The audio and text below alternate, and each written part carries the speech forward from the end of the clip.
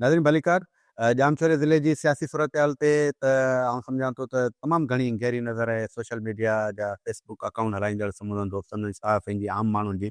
त गुज़िरियल राति जेकी हिकिड़ी कराचीअ में सियासी बैठक थी सदर आसिफ अली ज़रदारी, फरियाल चालपुर ऐं सिंध जो वॾो वज़ीर सैयद मुराद अली शाह, उन सां गॾु सूबाई वज़ीर जाम ख़ान शोरो, मेयर हैदराबाद काशिफ़ हुसैन शोरो, उहे पहुतल हुआ। उन सां गॾोगॾु जेको Malik Asad Sikandar MNA Pakistan Peoples Party जो उनजो सख़्तु मुख़ालिफ़ 30-35 सालनि खां रहंदड़ जामशोरे हितां जो अॻवान मलक चंगेज़ ख़ान ऐं कोस्तान जी सघारी सियासी शख़्सियत कामू ख़ान ब्राह्मणी उन्हनि गॾिजी आसिफ अली ज़रदारी सां मुलाक़ात कई आहे ऐं मलक चंगेज़ ख़ान बाज़ाब्ता तौरु पाकिस्तान पीपल्स पार्टीअ में शमूलियत करे छॾी आहे। हीअ जेकी जामशोरे ज़िले जी सियासत में मोड़ जेको आयो आहे उहो अहम मोड़ सम्झो पियो वञे। कई केतिरनि ई ॾींहंनि खां पीपल्स पार्टीअ जे MNA मलक असद सिकंदर ख़ुदि पीपल्स पार्टीअ जी क़यादत में अंदरूनी के इख़्तिलाफ़ आहे। उहो इख़्तिलाफ़ जेको आहे मलक चंगेज़ ख़ान जी शमूलियत खां पोइ बाज़ाब्ता तौरु ॼण त ज़ाहिर थी पिया आहिनि। मलक चंगेज़ ख़ान जेको वोट बैंक एतिरो न आहे, हू पाण सदाईं मलक असद या मलक असद जा जेके हिमायती याफ़्ता उमेदवारनि पीपल्स पार्टी सां तालुक़ु रखंदड़ हुजनि यानी कि मलक असद सां, उहो थाणे बुला ख़ान कोस्तान में हू सदाईं मलक चंगेज़ ख़ान हुननि जे साम्हूं बीठो आहे त हुन कामयाबी हासिल कॾहिं बि नाहे कई। अलबत्ता मलक असद जो सियासी हरीफ़ ज़रूरु रहियो। अरबाब रहीम जो दौर हो, उन दौर में बि मलक असद पीपल्स पार्टीअ सां सलाड़ियल हो। सॼे सिंध जे अंदरि हिकिड़ो ज़बरदस्त इंतकामी कारवायूं थी रहियूं हुयूं। तव्हां ॾिठो हूंदो त उन वक़्तु जेके बल्दियाती इलेक्शन थियूं फरियाल चालपुर नवाबशाह मां जेको आहे बराबरि थी, उनजे साम्हूं उमेदवार जेको बीठल हो पोइ टास ते जेको आहे फरियाल चालपुर उहा इलेक्शन खटी। उन खां पोइ मलक असद ज़िले काउंसिल जामशोरे जी चूंड थी, जंहिंमें तक़रीबन 40 खां 45 वोटनि जी लीड सां उहो कामयाबु थियो। अलबत्ता उन वक़्तु अरबाब रहीम जो हिकिड़ो कारो दौर हो, जंहिंमें मलक चंगेज़ ख़ान खे फुल फ्लेज इख्तियार ॾिना विया, यानी कि इंतिज़ामी पावर समूरा उनजे हवाले हुआ। पोइ पुलिस जूं चढ़ायूं थींदियूं, पुलिस जूं गिरफ़्तारियूं थींदियूं, रेवेन्यू मामिलो सॼो जो मलक चंगेज़ जे हवाले हो। उन वक़्तु बि मलक चंगेज़ ख़ान का कामयाबी हासिल न करे सघियो। अलबत्ता जॾहिं इलेक्शन थी हुई त कोटड़ी वारे तक ते आख़िरी पीरियड में जेको डॉक्टर सिकंदर शोरो बीठो हो ऐं उनजे साम्हूं पीर मुजीब शाह जिलानी बीठो हो काफ़िले जे तरफ़ां, त उहो सियासी माहौल जेको थियो सचल ग्राउंड ते मूंखे ख़बर आहे त हिकिड़ी पीपल्स पार्टीअ जो जलसो कयो। उन में पीपल्स पार्टी जा जेके मक़ामी अॻवान हुआ, उन्हनि जेके थोरा सियासी जेके इख़्तिलाफ़ ज़ाहिर कया हुआ मलक असद सां, उन वक़्तु पीर मुजीब शाह जिलानी जी हिमायत थी। उन में जेको पीर मुजीब शाह जिलानी कोटड़ी वारी सीट ते खटियो हो। बहरहाल 2018 जी इलेक्शन थी। 2018 जी इलेक्शन में पीपल्स पार्टी जे MP डॉक्टर जेको आहे सिकंदर शोरो, उहो पीपल्स पार्टी छॾे चुको हो। उहो जामशोरो इताद में हो, कोटड़ी वारी सीट ते मलक असद जे साम्हूं उहो बीठो हो। जॾहिं त पीपल्स पार्टी जो ज्ञानचंद ईसराणी थाणू बुला ख़ान तक ते जेको आहे पीपल्स पार्टी टिकट होल्डर हो, उहो उतां बीठो। हुनजे साम्हूं जामशोरो इताद जो मलक चंगेज़ ख़ान साम्हूं बीठल हो। मलक चंगेज़ ख़ान जी उन वक़्तु जेको आहे कांबू ख़ान ब्राह्मणी सालण ब्राह्मणी जेकी हिमायत कई, जंहिंजे नतीजे में 26 खां 27 हज़ार वोट जेके आहे मलक चंगेज़ ख़ान खया हुआ, जॾहिं त 48 हज़ार खां मथे वोट जेके आहिनि उहे ज्ञानचंद ईसराणी खया हुआ। अहिड़ी तरह सां कोटड़ी वारी सीट ते जेको आहे पीपल्स पार्टी जो मलक असद सिकंदर हो ऐं जामशोरे हितां जो हिमायती उमेदवार डॉक्टर सिकंदर शोरो हो, जेको ही इलेक्शन में आम्हूं साम्हूं बीठा। मलक असद उहा इलेक्शन खटी, जेतोणीकि त उन वक़्तु सिंध यूनाइटेड पार्टी सैयद जलाल महमूद शाह उन्हनि जेकी हिमायत कई हुई जामशोरो हितां जी डॉक्टर सिकंदर शोरे जी ऐं मलक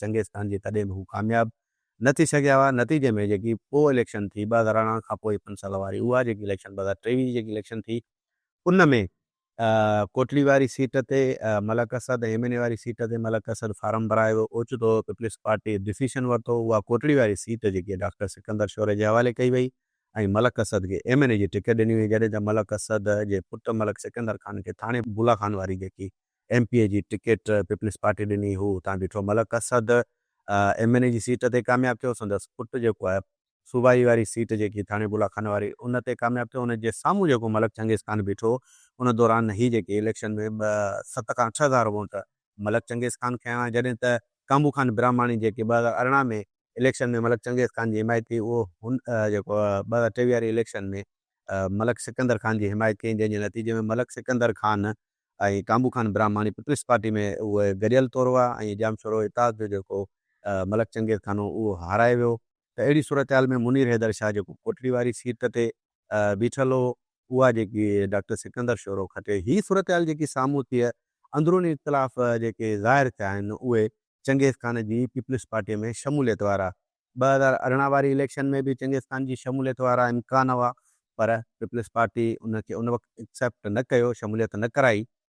2-3 चकर अंदरूनी जेके ज़राइनि असांखे ॿुधाईंदा त फ़रियाल टालको सां मलक चंगेज़ ख़ान जूं मुख़्तलिफ़ वक़्तनि ते गुफ़्तगू ऐं मुलाक़ातूं थींदियूं रहियूं, पर बाज़ाब्ता तौरु जेको गुज़िरियल राति सदर आसिफ़ अली ज़रदारी फ़रियाल टालको उन्हनि सां मुलाक़ात करे उन शमूलियत जो ऐलान करे छॾियो। हाणे जेको असांखे ज़रनि इहा ॼाण ॾिनी त कल्होकी मुलाक़ात में जेको आहे ज़ाहिरी तौरु त जामशोरे ज़िले सां तालुक़ु रखंदड़ सिंध जो वॾो वज़ीर सैयद मुराद अली शाह, हैदराबाद सां तालुक़ु रखंदड़ जेको जाम ख़ान शोरो मीर काशिफ़, उन जा सियासी इख़्तिलाफ़ मलक असद सां तमामु घणा रहिया आहिनि। ऐं कोस्तान जी हिकिड़ी जेको आहे मलक असद खां पोइ जेको राजभाग में वोट आहे, उहो काबू ख़ान ब्राह्मणी ख़ानदान जो वोट आहे।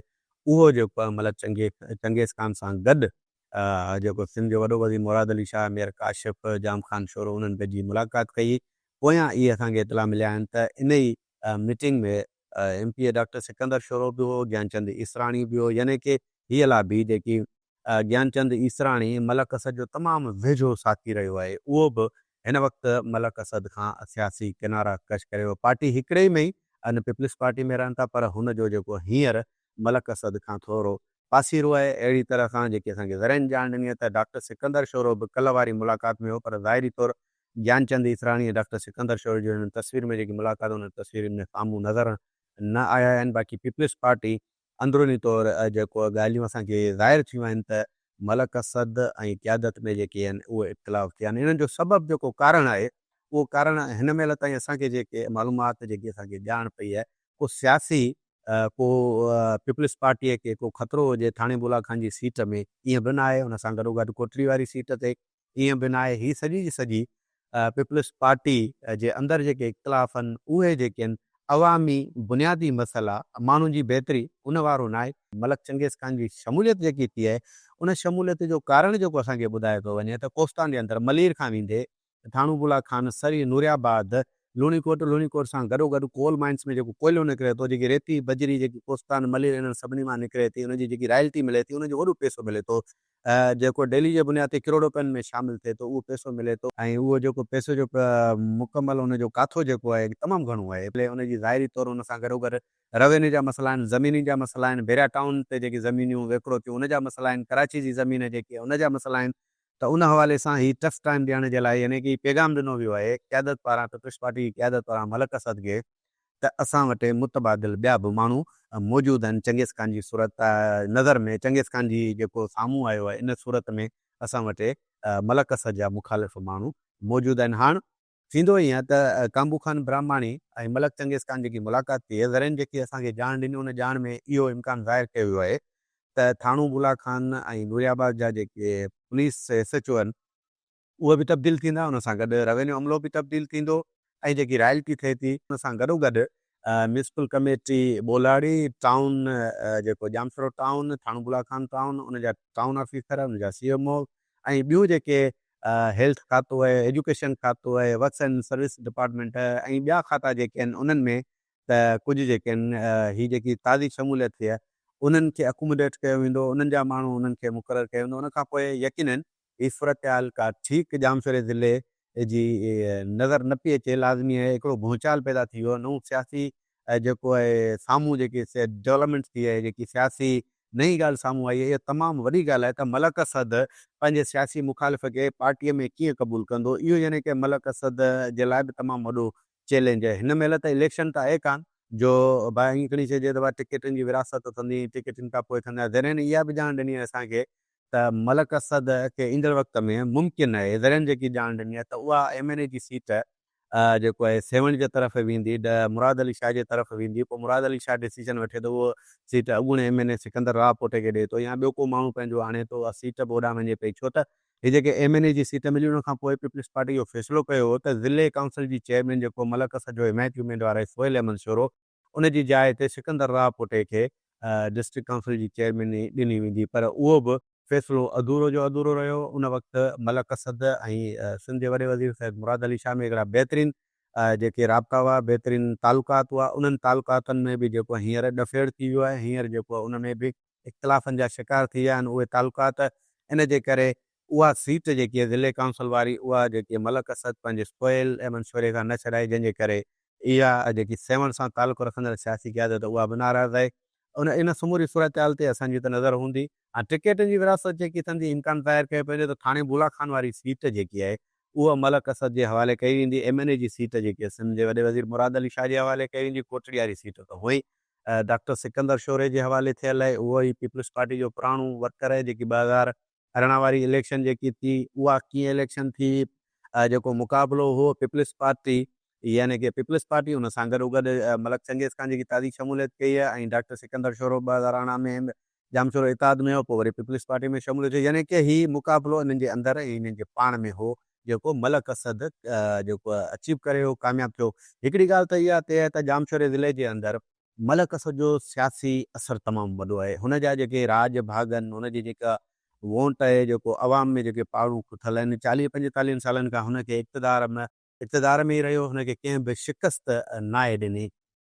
त इहो बि ख़ुदि वॾो मामिलो थी सघे थो त पीपल्स पार्टीअ जी क़यादत मलक असद खे जेको टिकेटनि जी विरासत ते कीअं जेको मुतमिन कंदी ऐं नाराज़ बि करणु कोन चाहींदी, उहो पीपल्स पार्टी में बि हूंदा।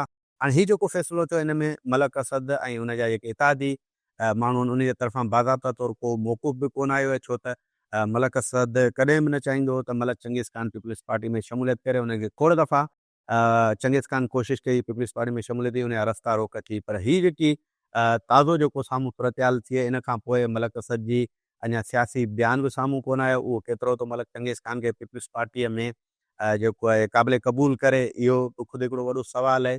पर ज़ाहिरी तौरु अंदरूनी इख़्तिलाफ़ जेके आहिनि उहे साम्हूं अची चुका आहिनि। ईंदड़ वक़्त में छा थो थिए, ईंदड़ वक़्त में जामशोरे जी सियासी सूरतहाल कहिड़ी थी बीहे, किथे थो हीउ मामिलो वञी दंग करे, इहो ज़रूरु ॾिसिबो। पर हिन वक़्तु जेको मलक असद ऐं पार्टी क़यादत में ज़ाहिरी तौरु हीअ जेके इख़्तिलाफ़ साम्हूं अची विया आहिनि, इहो हिकिड़ो वॾो सुवाल पियो पैदा थिए त कोस्तान जे अंदरि ज्ञानचंद इसराणी मलक असद जो तमामु वेझो रहियो आहे।